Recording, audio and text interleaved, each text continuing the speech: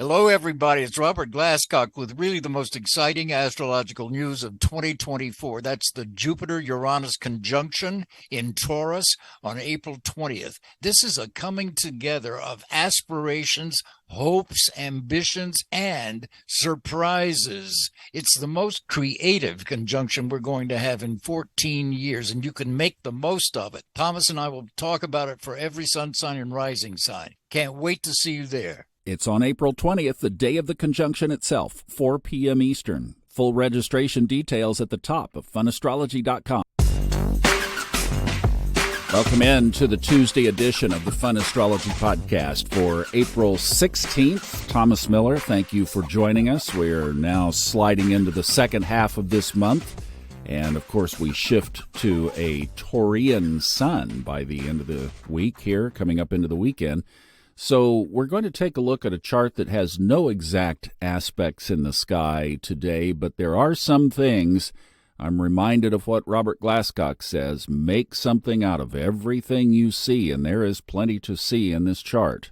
First thing that catches my eye is that you guys like numerology? How about you numbers, sequential numbers, folks? 222 this morning, Eastern Time, the moon was opposite Pluto directly. So that means as we're hearing this, it will be on the waxing side or moving away from that opposition. But, that just here's one of those make something out of everything you see, because that makes us focus on Pluto for a minute. Sitting right now at your numerology of the day is the number 2. Pluto is at 2 degrees 2 minutes, when today at 2:22 a.m. Eastern, the moon was on the opposite side of it. How about that? 2 minutes, 2 degrees Aquarius, and Pluto is slowing down. Its retrograde begins May 2nd, just merely now a couple of weeks away, and that means that it is getting stronger every day. Now, the moon is something we feel a lot of because it obviously changes very fast. We feel the tides, we feel the new moon, we feel the various undulations and fluctuations of the moon. But what about Pluto?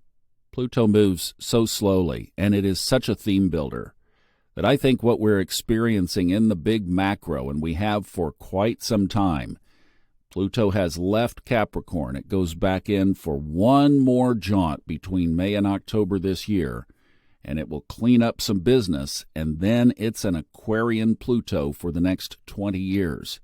That's a big change. That's a transformation. So Pluto is reminding us all, as it sits there right at the gate between Capricorn and the early degrees of Aquarius, that times are changing. We're changing. Our friends and family and coworkers are changing. Transformation at the core, because that's what Pluto rules. The 8th house in Scorpio, all about transformation. So every time a planet changes signs, like is going to happen with the sun and Taurus, and then a few days later, it squares Pluto. Everything now, for at least the next year, reminds us of this transformation work. After I record this, I'm recording an episode for Subconscious Mind Mastery, kind of talking about this same thing. You might want to check that out. It's going to be called Lessons from Elijah, and it's going to have a little Bible story to it, so you might want to hop over to Subconscious Mind Mastery. But it's kind of an interesting study about what happens when things change. I'm going to put on the hat of the preacher I never became. Go look at an old Bible story. It's a good one. It actually is a really cool one from the Old Testament. Ties right into this theme of astrology, too. It's very Plutonian, very transformational. As far as applying this, what do we do with the moon opposite Pluto? There are so many different applications to this, and it really depends on what is going on in your own life right now. And there's no way to broadly stroke this for everybody. So I think the thing is just it's a reminder of that transformational work that is always present, always on, and will be with us for quite some time. That's why we can't push against this.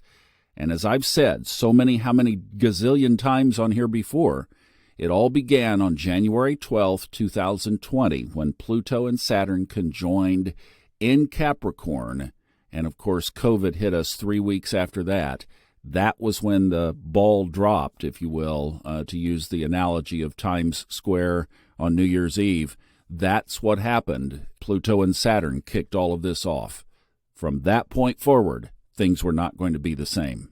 Now, the aspect du jour tomorrow afternoon is another conjunction. This is the North Node and Venus. What I like about this, and we'll talk more about it tomorrow, but what I like about it is kind of tied into this story that I'm going to tell on Subconscious Mind Mastery, is that if things are shifting for you, if things are changing, if your North Node is becoming more in focus, it's all going to be okay.